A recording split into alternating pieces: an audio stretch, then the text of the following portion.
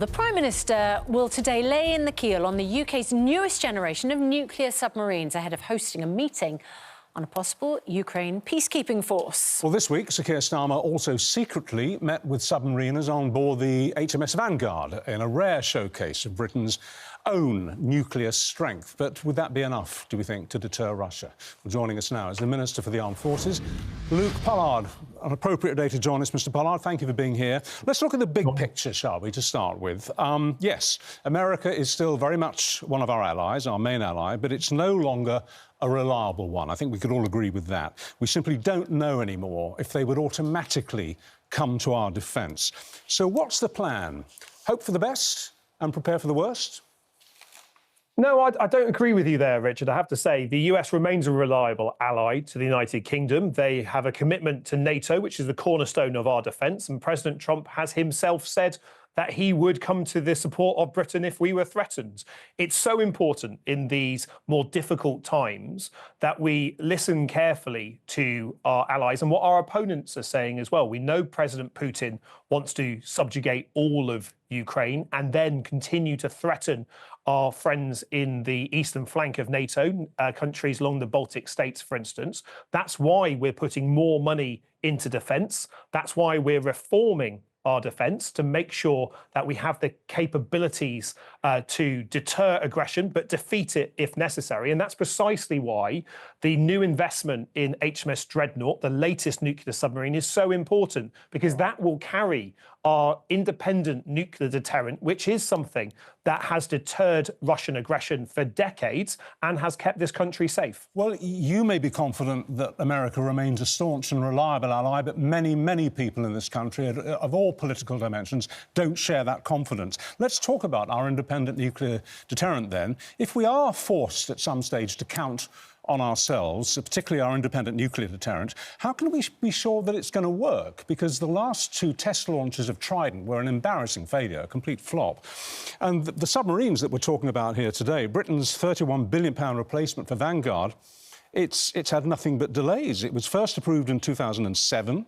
It was initially due to come into service in 2024, then 2028, and now we're talking just roughly the 2030s. Can we rely on our own nuclear deterrent?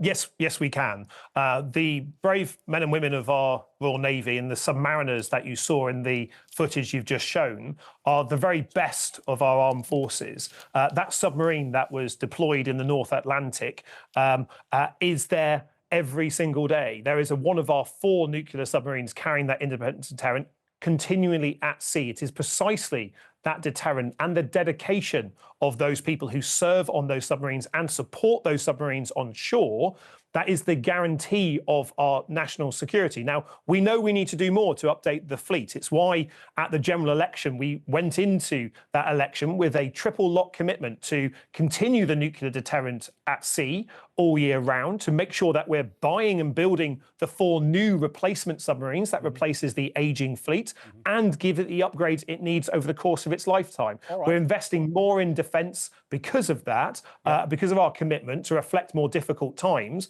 And at the same time, that creates more jobs in our economy, especially apprentices, giving young people skills that will last them a lifetime. All right. I'd like to ask you one question about Ukraine, if I can. If Donald Trump agrees to Putin's conditions to some kind of ceasefire or peace accord, that all military aid from America to Ukraine comes to a complete stop, where's that going to leave the UK? Are we going to carry on sending arms, or are we going to get into line behind Washington?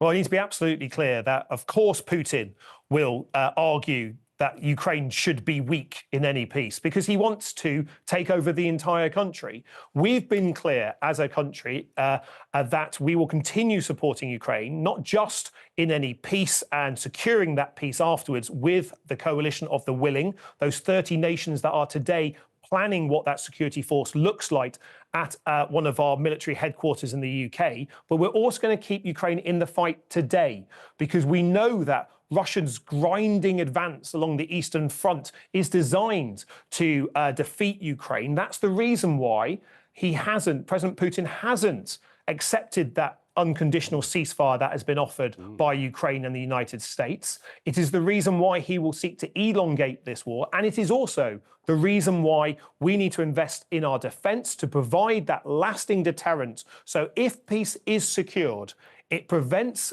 President Putin from thinking he can rearm and go again, because he's broken every truce he has made in Ukraine in the past, and we need a serious and substantial deterrent to stop him doing the same again. And that is what UK leadership is delivering in our planning meeting today, in a stronger armed forces that we're investing in. Minister, I want to ask you about matters closer to home. I wonder if you can confirm if the Home Secretary is planning to change the law on buying firearms.